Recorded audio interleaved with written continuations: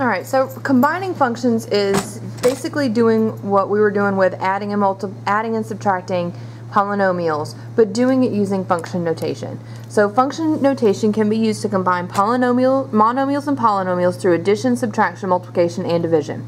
So if you're given functions like f of x equals x minus 1, g of x equals 2x squared plus 3x plus 4, and h of x equals 3x minus 7, you can add them by just plugging in the polynomial. So you can write it like this, f of x plus g of x. You can also write it like this, f plus g of x. Those two mean the exact same thing. And the way that you do it is you actually plug these two things in.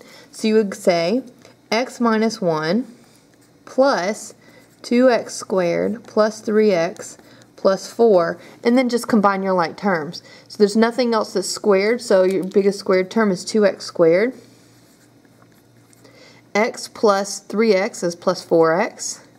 Minus 1 plus positive 4 is plus 3. And that's it. You're done. You just combined your like terms. G of x plus h of x, it starts off with 2x squared plus 3x plus 4 plus, and then h of x is 3x minus 7. So 2x squared, there's nothing else that goes with that, so that just equals 2x squared. And then 3x plus 3x is plus 6x. 4 minus 7 is negative 3. You're done. That's it. Alright, same thing with g of x and h of x. X minus 1 plus 3x minus 7. X plus 3x is 4x. Negative 1 plus negative 7 is negative 8. That's all there is to it. You can do the same thing with subtraction. Same formulas, and you would work them out the exact same way. You would just plug them in, and then you'd use subtraction. So x minus 1 minus 2x squared plus 3x plus 4. So if I think of it this way, I have no squared terms minus 2x squared. It would be negative 2x squared. And then x minus 3x, x minus 3x would be negative 2x. Negative 1 minus 4 would be negative 5. Okay? The next one, 2x squared plus 3x plus 4 minus 3x minus 7. Alright, 2x squared minus nothing, so it's just 2x squared, because they have to go with like terms. 3x minus 3x means they cancel out, it's gone. And then 4 minus negative 7. Minus a negative means a positive, so just plus 11. That's it. 3x minus 7 minus x minus 1. 3x minus x is 2x. Negative 7 minus negative 1, again, double negative, minus a negative is a positive. So negative 7, basically plus 1, is negative 6.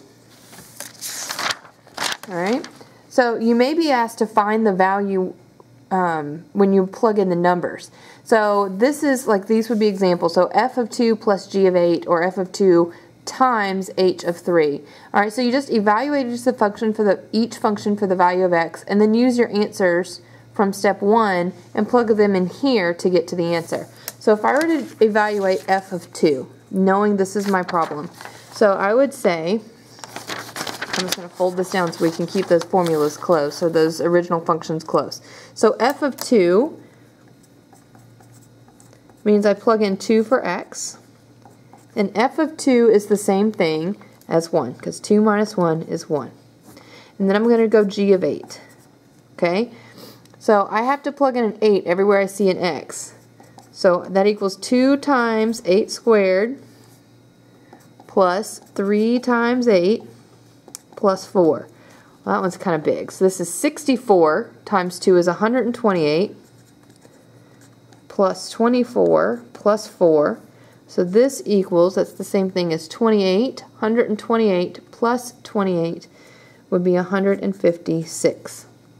So now I plug in, if f of 2 equals 1 and g of 8 equals 156, I just say right here, 1 plus 156 equals 157. And that's the answer. Alright, f of 2 and h of 3. Well, I already know that f of 2 equals 1 from the previous problem. So f of 2 equals 1, right?